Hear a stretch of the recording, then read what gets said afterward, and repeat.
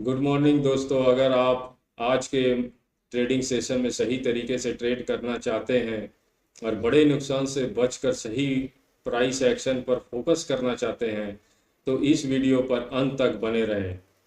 पहले हम मार्केट को प्रभावित करने वाली कुछ बेहद महत्वपूर्ण ग्लोबल खबरों पर ध्यान देंगे और उसके बाद ठीक बाद बात करेंगे अपनी अल्टीमेट स्ट्रेटजी और उन क्रिटिकल लेवल्स की जहां से आज मार्केट पलट सकता है। क्रूड ऑयल में भारी गिरावट। मुनाफा वसूली के चलते कच्चे तेल में बड़ी गिरावट आई है। ब्रेंट क्रूड टूटकर $92.17 और WTI क्रूड 85.01 डॉलर प्रति बैरल के स्तर पर फिसल गया है, जो हमारे भारतीय बाजार के लिए एक बेहतरीन पॉजिटिव ट्रिगर है। और करेंसी अमेरिकी डॉलर के मुकाबले भारतीय रुपया 95.77 के पास ऐतिहासिक निचले स्तरों पर बिल्कुल थमा हुआ है। आरबीआई की मुस्तैदी के कारण मार्केट में कोई पैनिक नहीं है। एनवीडिया के नतीजों से ठीक पहले अमेरिकी बाजारों में आईटी और चिप मेकर शेयरों में भारी बिकवाली हुई है। साथ ही अमेरिका ने ईरान पर नए सख्त आर्थिक प्रतिबंधों की घोषणा की है, जिससे ग्लोबल मूड थोड़ा सतर्क है। इनमें ध्यान देने वाली बात यह है, कच्चे तेल की यह नरमी हमारे बाजार को नीचे से मजबूत सपोर्ट देगी, लेकिन अमेरिकी टेक शेयरों की कमजोरी के कारण आज निफ्टी 50 और सेंसेक्स में ऊपरी स्तरों पर सावधानी रखनी होगी, जबकि रुपए की स्थिरता बैंक निफ्टी को राहत देगी। तो चलिए अब सीधे चलते हैं चार्ट पर और देखते हैं आज के मैजिकल लेवल्स और हमारी अल्टीमेट स्ट्रेटजी। दोस्तों, मार्केट कुछ भी कंडीशन दिखा सकता है। चाहे मार्केट गैप अप दिखाए, गैप डाउन दिखाए, या साइडवेज दिखाए, या जैसा भी खुल के ये किसी भी तरह की क्या कंडीशन आपके सामने शो दिखाए, तो आपने करना क्या है, ये आपका कॉन्सेप्ट क्लियर होना चाहिए। इसके लिए आपको सबसे पहले स्ट्रेटजी के हिसाब से आप कॉन्सेप्ट क्लियर कर लें। उसके बाद मजबूत लेवल्स मैं देता हूँ जहाँ से मार्केट पलट सकती है। तो पहले मान लीजिए प्राइस अपसाइड को खुलते चली गई, ऐसा रेंज बनाया, या खुलते ही डाउनसाइड को चली गई, ऐसा रेंज बनाया। ये दोनों कंडीशन में जब तक प्राइस अपसाइड या डाउनसाइड सस्टेनेबल ब्रेक नहीं करेगी तब तक कोई ट्रेड नहीं लेना। प्राइस एक्शन भी ऐसा चाहिए जो कि back to back follow up buying या सेलिंग आए, चाहे नीचे में रेंज बनाए चाहे ऊपर। सिर्फ हम लोगों ने रेंज को मार्क करके बैठ जाना है। जहां से मार्केट ऊपर जाती हुई डाउन आ रही है या नीचे जाती हुई अप जा रही है तो रुक रही है, मेरा कहने का मतलब, तो वहां पर हम लोगों ने रेंज बना लेना है और प्राइस एक्शन को नोटिस करना है। कब range up side down side break करके कोई अच्छा सा प्राइस एक्शन दिखाए तभी रिएक्ट करना है। और उसके बाद अपसाइड में अगर रेंज बना बना रही है तो वहां पर पैटर्न भी दिख सकते हैं। ये एम पैटर्न है ऊपर के साइड में, ये हेड एंड शोल्डर पैटर्न है। ये इसका अगर नेक लाइन तोड़ के रिटेस्ट करके डाउन साइड को अगर निकलता है, दोनों के नेक लाइन तोड़ के, तो ये स्ट्रेटेजिकली अच्छा प्राइस एक्शन माना जाता है। यहाँ रिस्क टू रिवार्ड अधिक होने की चांस है। यहाँ भी रेंज अगर टूटती है, रेंज बनाने के बाद में अपसाइड डाउन साइड और फिर रिटेस्ट होकर डाउन साइड जाता है तो प्राइस एक्शन अच्छा होता है। तो ये थे अगर प्राइस प्राइस और डाउन साइड में अगर बुलिश रिवर्सल बनते हैं, अगर नीचे में अगर जहाँ प्राइस रुकती है वहाँ डब्ल्यू पैटर्न और हेड एंड शोल्डर पैटर्न बन सकते हैं। अगर इसके नेक लाइन तोड़ के अपसाइड को निकलता है रिटेस्ट करने के बाद, अगर हेड एंड शोल्डर के भी नेक लाइन तोड़ के अगर रिटेस्ट करने के बाद अपसाइड को निकलता है तो ये प्राइस एक्शन के हिसाब से अच्छा माना जाता है। तो यहाँ पर हम लोग रिएक्ट करने का सोच सकते हैं। तो और अगर मान लीजिए प्राइस किसी जगह खुलते के साथ ही छोटे से रेंज में ही ये अप डाउन कर रहा है, तो उस समय हम लोगों ने तुरंत रेंज मार्क कर लेनी है। जब तक रेंज को तब तक देखते रहना है जब तक अप साइड डाउन साइड कोई फॉलो अप बाइंग या सेलिंग या नहीं दिखती है, तब तक हम लोगों ने मार्क, क्योंकि मार्केट आजकल बहुत चौपी है, बीच बीच में कभी भी ये डायरेक्शनल होने की कोशिश करता है। तो आप लोगों ने इस स्ट्रेटेजी के हिसाब से ही उसको, उस डायरेक्शनल ट्रेड को, पर उस, मेरे कहने का मतलब, उस डायरेक्शनल ट्रेड पर रिएक्ट कर सकते हैं। या तो रेंज को ज़्यादा देखें ध्यान से, क्योंकि रेंज ही बना रहा है जहाँ तहाँ, रेंज से ही बचना होता है हम लोगों को।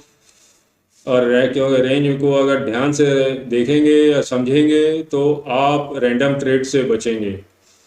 तो ये थे रेंज, और अपसाइड में अगर रुकती है, डाउनसाइड में रुकती है तो कैसा बिहेव करना है। ये कहीं भी रुक सकती है, किसी भी लेवल्स में रुक सकता है, तो आपको रेंज को ध्यान से फॉलो कीजिए करिए। और अपसाइड डाउनसाइड में पैटर्न क्या बन रहा है, उसका प्राइस एक्शन क्या बन रहा है, उसको ध्यान से देखिए। यहाँ पर ही ये अल्टीमेट स्ट्रेटेजी की तरह ही आप लीजिए। और एक कंडीशन हो सकती है, मार्केट गैप अप खुला या गैप डाउन खुला, जहाँ गैप अप और गैप डाउन खुला, आपने वहाँ पर 10 बजे की रेंज को मार्क कर लेना है। उसके बाद अगर अपसाइड डाउन साइड जिधर प्राइस एक्शन दिखाएगा रेंज तोड़ के, आपने उधर ही रिटेस्ट के बाद जिधर निकलता हुआ अच्छा से दिखेगा, उधर ही आपने अपने प्राइस एक्शन पर संभावित ट्रेड ढूंढना है।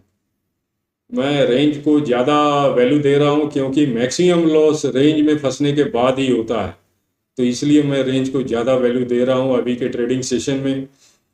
और ये जो भी पैटर्न बनते हैं या रेंज अपसाइड डाउनसाइड जाती है, तो इसके लिए इंतज़ार करना पड़ता है। आप तुरंत ट्रेड ना ढूंढे, ये पैटर्न बनने का, अगर बने तभी आप उस पर रिएक्ट करें, वरना रिएक्ट ना करें। तो ये थे स्ट्रेटेजी। और एक बात मैं बता दूं, हर एक इंडेक्स में जिसमें भी आप ट्रेड ले रहे हैं, तो तीनों अगर इंडेक्स अगर अलाइन है, तो आप उस ट्रेड में विश्वसनीयता ज़्यादा बनती है, तो वहाँ प्राइस एक्शन आपको अधिक विश्वास के साथ मिल सकते हैं। तो ये देख लें जरूर, तीनों इंडेक्स अलाइन है कि नहीं, निफ्टी 50, बैंक निफ्टी और सेंसेक्स। ये थी स्ट्रेटजी पे, अल्टीमेट स्ट्रेटजी, जिसके हिसाब से आप सुरक्षित ट्रेड की संभावना देख सकते हैं। ये है मजबूत लेवल्स जहाँ से मार्केट पलट सकती है। सबसे पहले सेंसेक्स का देख लीजिए। सेंसेक्स की जल्दी से स्क्रीनशॉट पहले ले लीजिए, क्योंकि बोलने में बहुत टाइम जाएगा। थोड़ा सा मैं फिर भी कुछ बोल दूँ। 77,988 और 78,085 जो हायर सेलिंग जोन है, यहाँ से मार्केट रुक सकती है या रिवर्स कर सकती है। आप यहाँ पर थोड़ा सावधान रहें। और हायर बाइंग जोन है 76,755 से 76,655 के बीच, यहाँ मार्केट रुक सकती है या रिवर्स कर सकती है। यहाँ पर थोड़ा सावधान रहें। यहाँ पर प्राइस एक्शन जैसा बिहेव करेगी, आप उस तरह से ही उसको अच्छे से ऑब्जर्व करें। और उसके बाद 77,202 और 77,598 के बीच में मार्केट नॉन डायरेक्शनल रह सकता है। अगर यहीं खुल के अगर रेंज बनाना शुरू कर दिया, तो यहाँ पर शांति बनाए रखें जब तक अपसाइड डाउनसाइड सपोर्ट और रेजिस्टेंस को डिसाइसिवली तोड़ के सस्टेन ना करे, तब तक प्राइस एक्शन की संभावना ना देखें। ये है बैंक निफ्टी का चार्ट, इसका पहले स्क्रीनशॉट ले लें। ये हायर सेलिंग जोन है 58,039 से लेकर 58,108।